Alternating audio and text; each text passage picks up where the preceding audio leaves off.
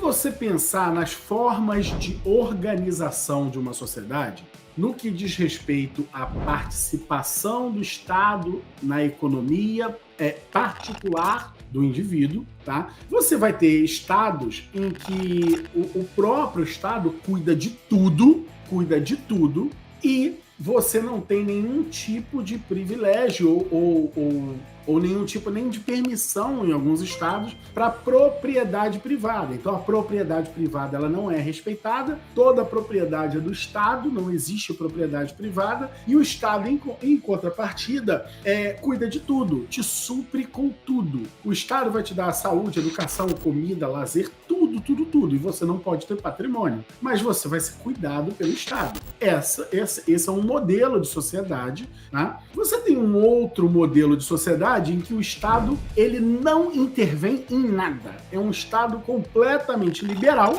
tá? Que tem uma função muito mais regulatória e estimula a propriedade privada, né? E faz de um tudo para que o indivíduo enriqueça, para que o indivíduo gere recursos, beleza? E você tem aí uma espécie de modelo, vamos dizer, chamar de misto, né? Onde você tem um Estado forte, que intervém nas relações privadas, sim, e que também supre o indivíduo com determinados serviços e tudo, e que, ao mesmo tempo, também estimula a propriedade privada, mas também não no mesmo nível que num país mais liberal. Então, só para a gente tipificar, para a gente exemplificar, o primeiro modelo é o modelo comunista, por exemplo, né? O modelo que você tem na China comunista, né? Não na China e Hong Kong, mas na China comunista, aquele modelo que se tem.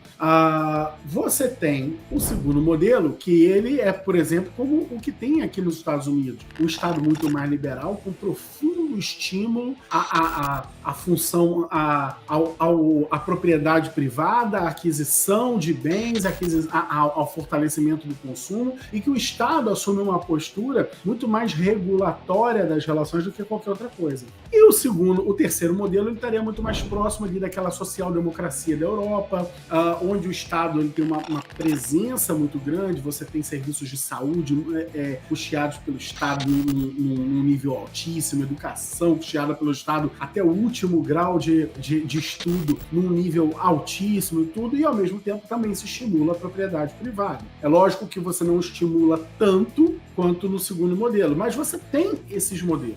O fato é, no primeiro modelo, a pessoa ela trabalha no exato limite do que ela precisa para sua manutenção. Veja, no modelo lá no Estado comunista, a pessoa não necessita gerar qualquer plus na vida dela. Então ela trabalha no exato limite da sua subsistência. Então ela precisa trabalhar até aquele limite em que o Estado estabelece que é o suficiente para sobrevivência de todos gerando recurso para o Estado e o Estado abastecendo todos. Nos dois últimos modelos, não. Os dois últimos modelos são maravilhosos. Por quê? Porque a gente pode adquirir bens, a gente pode ter as coisas, a gente pode comprar o que quiser, a gente tem liberdade. Por outro lado, já são modelos em que você precisa trabalhar além da sua necessidade de subsistência. O que é trabalhar além da sua necessidade de subsistência? A minha vida custa, vamos dizer,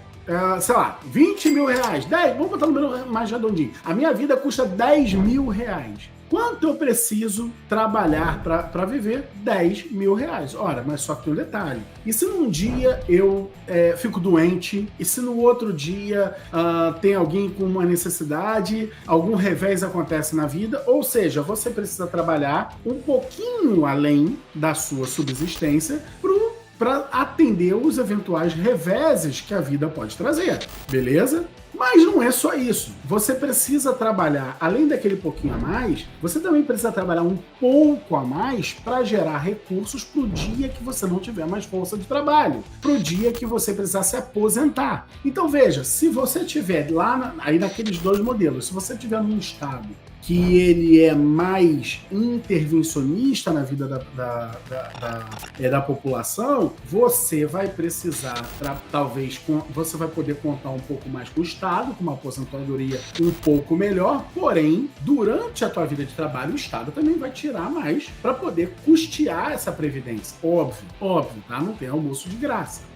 Naquele terceiro modelo, em que o Estado ele é mais liberal, você vai contribuir menos com a sua previdência, mas vai ter que gerar mais recursos do que a previdência pública, porque a previdência pública não te sustenta. Por exemplo, o Brasil. Então, se você tem uma vida que custa 10 mil reais, você já sabe que você não vai poder contar com o INSS, porque o INSS não paga 10 mil reais para ninguém, beleza? Então, além de trabalhar um pouquinho a mais, aquele pouquinho a mais, para fazer uma reservinha para os momentos de reveses que todo mundo passa, né? Porque a vida não é uma linha reta, você também vai precisar trabalhar um pouco a mais para formar uma reserva para manutenção sua e do seu cônjuge, da sua família e tudo mais, para os momentos em que você não tiver mais a potência de trabalho que você tem hoje e até o momento que você quiser se aposentar. E mais ainda, também não são raros os casos em que você precisa, quer e deseja trabalhar mais ainda, para quê? Para poder deixar algum tipo de garantia para sua prole, para sua descendência, para gerações seguintes. Então você tem um filho, você quer deixar esse seu filho com o mínimo de amparo, ou às vezes a pessoa não tem filho e quer deixar um terceiro, um sobrinho, alguém que seja querido, a ponto de ter um amparo. A forma mais segura que as economias capitalistas do mundo encontraram para fazer isso, normalmente é através da aquisição de imóveis. E por que eu falo a forma mais segura? Por quê? Porque ter um imóvel custa pouco ou quase nada, requer pouca ou quase nenhuma manutenção. Então é mais seguro porque é garantido para você deixar para uma próxima geração que ela não vai precisar. Por exemplo, se eu deixo lá, eu vou deixar ações da Apple, né? Legal, mas e se a Apple quebrar? Como é que fica? Tá entendendo? Como é que fica isso? Eu vou apostar na mão dos outros, é como se eu estivesse apostando num cavalo, apostando num lutador.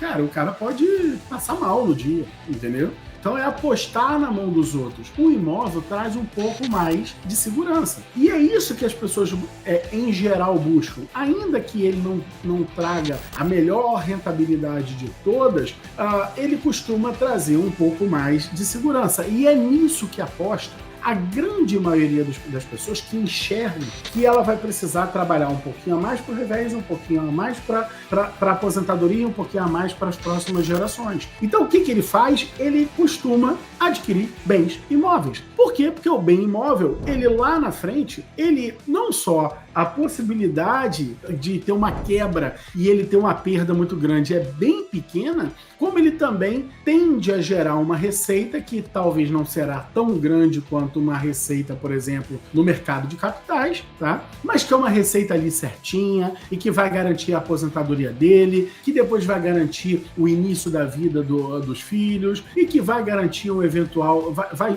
formando reserva para os eventuais momentos de reveses. Então esse investimento em imóveis, não só no Brasil, tá? Não só no Brasil, mas em todo o mundo ele é visto como algo de maior interesse pelas pessoas que adquirem patrimônio, tá?